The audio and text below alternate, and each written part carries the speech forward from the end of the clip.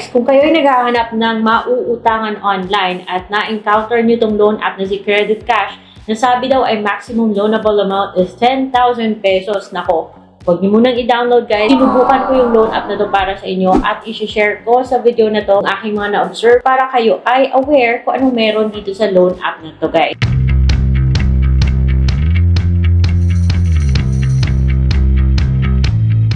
Hello everyone! Welcome back to my channel. It's Ate Red. At kung bago ka pa sa channel ko, please consider subscribing because sinisilip ko yung mga loan apps na to para sa inyo para kayo magkaroon ng heads up bago nyo siya i-download.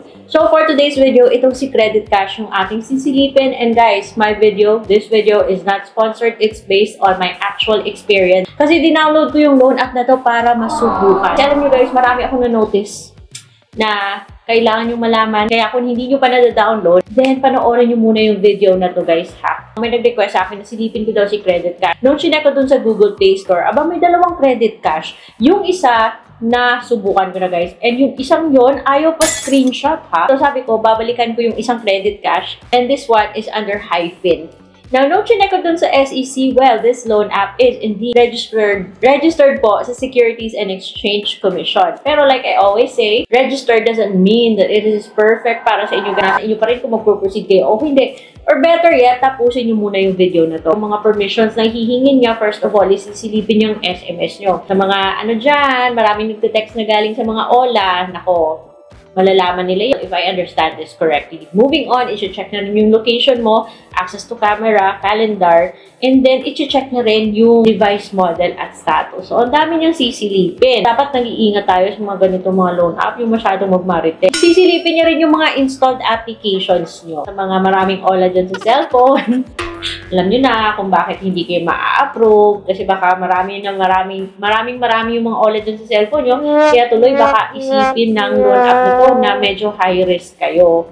So, just take note lang guys na ito po yung mga titingnan niya. At least naman, nasilip ko po yung kanyang rate. Buti naman at dinisclose niya. Kasi minsan yung mga ganito hindi natin na-notice eh. So, ito yung loan app na to, yung interest rate niya daw is 0.08 per day, which I find hard to believe sa dami ng mga loan apps na na-observe ko na. And then, yung service fee niya is from 5% to 22%. So, mataas yan ha. And overdue penalty niya is 2.5 per day. Mga ganito guys, hindi to acceptable. Kaya nga guys, sinisilip natin yung mga ganito bago tayo mag-click ng kung ano-ano dyan sa mga loan app na yan. So, yung mga hihingi niya is of course yung mga phone number. Ayan guys. Kahit na sinasabi niya maximum term is 120 days, pero maraming nagsasabi na hindi naman daw yan nasusunod. Kaya heads up na yan sa iyo. Tatlo po yung contact reference na hihingi niya. Yung mga IDs na acceptable sa loan app na to. At pumayag siyang magpa-screenshot guys. SSS, passport, UMID, driver's license, CIN, PRC, postal, voters ID, pag-ibig, PhilHealth, and national ID.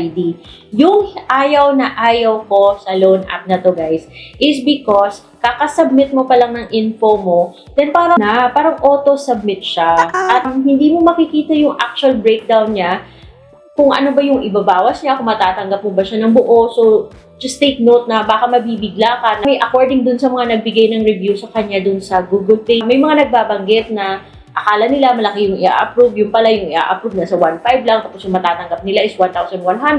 Buti na nga lang guys, I was able to see yung mga rates niya na take it as ano na lang talaga, a warning or a heads up na maaari siyang mag-deduct ng 22% na service fee. So, based dun sa mga comments na yon, I don't think na buo mo matatanggap yung loan na to. And kahit na sinasabi niya na yung service fee niya ay nasa 5% lang, pero na-observe ko rin, it's leading towards the 22% na service fee. Pagkatapos ko ibigay yung mga information ko sa loan app na to guys, yung sinubmit niya pala sa akin is parang in-assess niya is 4,200. Ang bilis. Kasi nung kinlik ko yung submit, buti na lang, mabilis din yung kamay ko sa pag-screenshot at nalaman ko, parang doon niya pala ako pina-approve sa 4,200. And makikita mo dito, blanco po yung breakdown tulad ng interest and service fee. Buti na lang guys at hindi ako na-approve kasi most likely, kung ibibase ko siya doon sa mga nagbigay ng comment sa kanya doon sa Google Play, yung mga nagbigay ng 1 star sa kanya,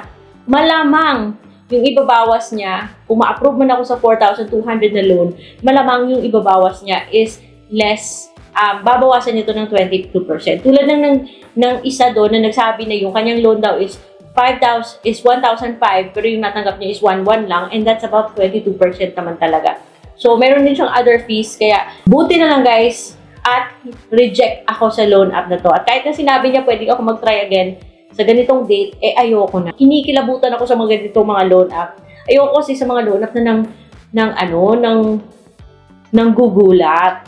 Kasi mga ganitong loan app, gusto ko talaga transparent at nakikita ko talaga yung lahat-lahat ng yung summary ng loan ko bago man ako mapunta dun sa final stage para man lang makapag-decide ako kung no or go siya. So, para sa akin, ganito yung si Credit Cash, and para sa akin kung ako'y masusunod, hindi siya okay. Ngayon, and I really hope hindi pa kayo nakapag-download ng loan app na to at tinapos nyo po yung video na to kasi yun nga, pinakita ko sa inyo yung mga things na dapat nyo i-consider bago nyo gamitin yung loan app na to. Na mag-subscribe at mag-turn on ng bell notification button sa channel ko kasi dito ako na yung nagtatry para ako yung guinea pig sa mga loan apps para hindi kayo mapasubo. Iba na yung nag-iingat. Kahit na sinabi niyang registrado siya sa SEC, pero ang dami niyang parang malansang amoy. Diba, pag malansa yung isang bagay, iniiwasan natin. Bago pa man tayo magkaroon ng sakit ng ulo, it's better na iwasan na lang natin or nasa inyo pa rin yan. Para sa akin, ayoko kasi ng sakit ng ulo, guys. Alam nyo, nakakatanda yung stress. Pero mas maganda na meron kayong idea kung ano yung pinapasukan nyo bago kayo talaga pumasok sa ganitong klaseng mga undertakings. So, I hope meron kayo natutunan sa video na to, guys. Again, like and subscribe because here, practical info and knowledge about loan apps yung ating pinag-uusapan. And kung meron kayong mga loan apps na gustong ipasilip, please put it in the comment section.